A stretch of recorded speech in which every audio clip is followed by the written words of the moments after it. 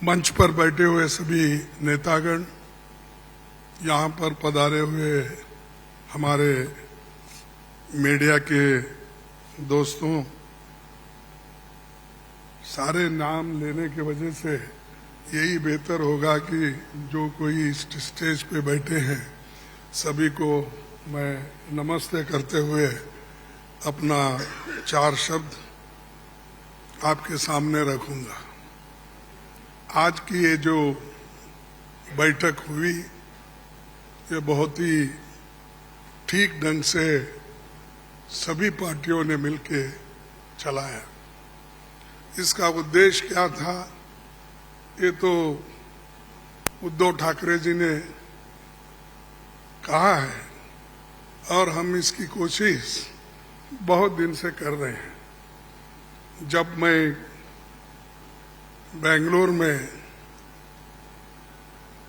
था उस वक्त भी जो वहाँ पर मीटिंग हो गई थी, इससे पहले पटना में हो गई थी।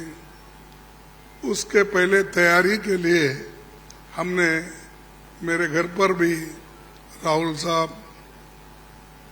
और नीतीश साहब, तेजस्वी और हमारे पवार साहब सभी मिलके एक बार बात किए। उसका एक ढांचा बना। उसके बाद जो नीतीश साहब के पटना में पहला मीटिंग हुआ, उस मीटिंग में एक एजेंडा तय करने की बात हो गई और उसके बाद में बेंगलोर का हुआ। अब यहाँ पर मुंबई में आज सभी लोग मिलके अपनी बात को रखे और खास करके सभी को एक ही, सबका उद्देश्य एक ही है कि महंगाई को कैसा कम करें, इसके लिए कैसा लड़े, अनएम्प्लॉयमेंट के लिए कैसा हम लड़े। और इतने प्राइसेस जो बढ़ रहे पेट्रोल और डीजल के, और खास करके मोदी जी हमेशा 100 रुपए बढ़ाते हैं, 2 रुपए कम करते हैं। अब पेट्रोल की, एलपीजी की जो दाम थी वो मोर और लेस डबल हो गई, लेकिन उन्होंने उसमें से सिर्फ 200 रुपए कम किया, यानी 700 बाकी रहा। यानी पहला जो 55 रुपए में एक सिलेंडर मिलता था उसको उन्होंने अभी भी 70 रुपए में ही 70-75 में रखा। यानी कोई कम नहीं हुआ, पहले जो था उससे ज्यादा बढ़ाए थे, उसको थोड़ा कम करके, लेकिन इससे लाखों रुपए उन्होंने कमाया। ये तो गरीबों से चोरी कर दिए और गरीबों के जो काटे और लोगों को दिखाने के लिए 100-200 रुपए कम करना और कहना कि मैं गरीबों के लिए काम कर रहा हूं। मोदी साहब गरीबों के लिए कभी भी काम नहीं करेंगे, ये यकीन मैं दिलाता हूं, क्योंकि उनकी हमेशा यही रणनीति रही है कि गरीबों के खिलाफ काम करते हैं। बड़े बड़े उद्योगपति के साथ वो मिलजुल के चलते हैं। और यहाँ पर तो कल ही एक रिपोर्ट आपके सामने राहुल गांधी जी ने रखा था, अडानी की संपत्ति बढ़ गई कैसी, बढ़ाए कौन, और कैसा आज कम से कम 75,000 करोड़ रुपए गरीबों के जो पैसे थे उनके जेब में कैसा गया, ये सारी चीजें उन्होंने बताया। तो ये जो है, इसके खिलाफ लड़ने के लिए जो बड़े बड़े सरमाएदार है और उनको जो पैसा जा रहा है हमारा गरीब का, तो उसको रोकने के लिए इंडिया जीतना जरूरी है। और इंडिया जीतने के लिए ही इस मंच पे सभी लोग बैठे हैं। तो इसीलिए हम एक जो तय किए हैं, जो रेजोल्यूशन भी हम आप देखे हैं, और उसी ढंग से उस रेजोल्यूशन भी काम करेंगे। हर जगह मीटिंग करेंगे, हर स्टेट कैपिटल में हम जाएंगे और जो ये मुद्दे हैं, इन्फ्लेशन का हो, अनएम्प्लॉयमेंट का हो, हर चीज की जो बढ़त हो रही उसका हो, और ऑटोनोमस बॉडीज को सत्यानाश कर रहे हैं। और चाहे ईडी, सीबीआई, विजिलेंस, हर एक ऑटोनोमस बॉडी का मिसयूज कर रहे हैं। ऐसा कभी नहीं हुआ। मैं भी मोर और लेस शरद पवार जी साहब के बाद मेरा नंबर लगता है। मैं भी 55 साल से पॉलिटिक्स में हूं और 52 साल से एमएलए, एमपी, राज्यसभा का मेंबर हूं। मैं ऐसा नहीं देखा, कोई ऐसा चीफ मिनिस्टर किया नहीं ऐसा।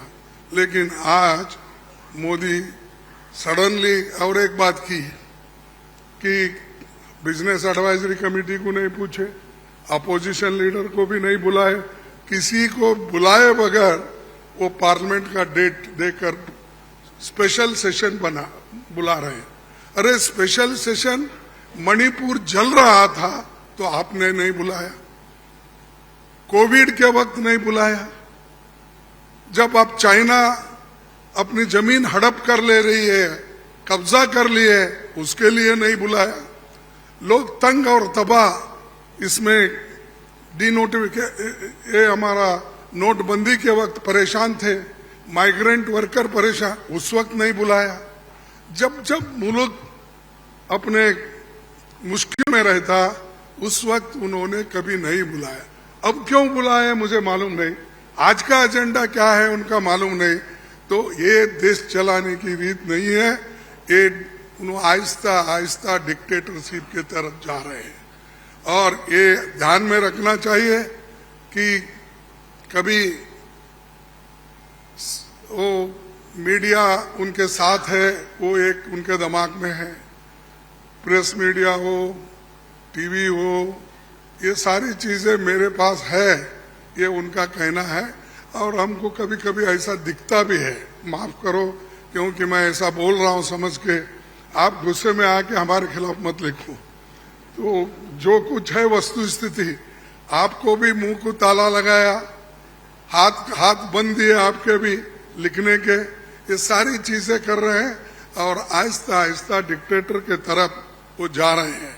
तो हम इसके खिलाफ लड़ने के लिए, उनके विचारधारा के खिलाफ लड़ने के लिए, उनके जो कुछ भी ये करप्शन, बड़े करप्शन, उनके जो इंस्टीट्यूशनल करप्शन होते हैं, ऐसा छोटा मोटा करप्शन वो नहीं करते, लोगों को नहीं दिखना वो पूरा।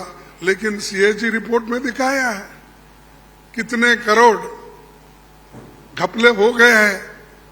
तो उनका करप्शन इनविजिबल है और वो हमेशा अपनी बात ये कहते हैं कि मैं किसी को न खाऊंगा न किसी को खाने दूंगा।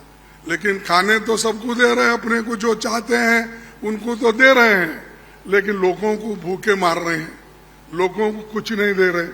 तो इसके लिए हम आवाज उठाए और उसके तहत हम काम करना है। आगे भी हमारी कहाँ मीटिंग होगी हम तय करने वाले हैं, जल्द से जल्द वो भी मीटिंग होगी। और बाकी के जो विषय हम आपके सामने रखे मुद्दे, उनके ऊपर हम लड़ते रहेंगे। वो डराने की कोशिश करते हैं, हम डरेंगे नहीं, ये हमारा वायदा है। और हम हमेशा लड़ते रहेंगे और जीतते रहेंगे। और आज मुंबई में जो हमारे महाराष्ट्र विकास आघाड़ी जो ये स्टेप लेकर हमको बुलाए हैं, उद्धव जी लीड लिए हैं और बाकी कांग्रेस पार्टी और एनसीपी सभी ने मिलके ये जो एक यहाँ पर कार्यक्रम रखा और बहुत यशस्वी हुआ। इसलिए मैं उन महाराष्ट्र विकास आघाड़ी के सभी नेताओं को धन्यवाद देता हूँ और आप सभी को भी मैं धन्यवाद देता हूँ, क्योंकि आगे की और भी मीटिंग्स हैं, वो डेट टाइम सभी बताएंगे और कहाँ मीटिंग हमारी होगी बहुत से 5-6 जगह पब्लिक मीटिंग होगी, वो भी हम आपको बताएंगे और काम करते रहेंगे और मजबूती के साथ काम करते रहेंगे। इसको ढीला करने की कोशिश मोदी जी कितना भी कोशिश करे, हम वो डरने वाले नहीं है। इसीलिए मैं इतना ही कहूँगा कि उन्होंने तो हमेशा मोदी जी झूठ बोलते ही रहते हैं, लेकिन लोग उनको सच समझते हैं। लेकिन अभी भी मराठी में एक कहावत है, खोटा बोला पण रेटून बोला, तो ऐसा उनका है। इसीलिए सब झूठ बोलते जाते हैं, लोगों में भ्रम डालते हैं, तो वो सबको हमको एक्सपोज करना है, हम करते रहेंगे। धन्यवाद।